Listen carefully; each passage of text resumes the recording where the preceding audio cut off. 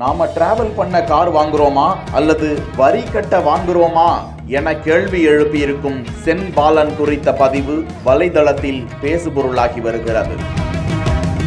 சென் பாலன் மருத்துவர் மற்றும் எழுத்தாளர். தனது புதுமையான எழுத்து நடையால் தனக்கென ஒரு வாசகர் பரப்பை உருவாக்கியவர். பல்வேறு தமிழ் இதழ்களில் தொடர்ச்சியாக கட்டுரைகள் எழுதி பேசி வருபவர் சென் பாலன்.